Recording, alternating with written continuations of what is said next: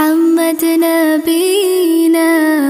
بنور هدينا، من مكة حبيبي نور سطاع المدينة، من صلى صلاته وتحلى بصفاته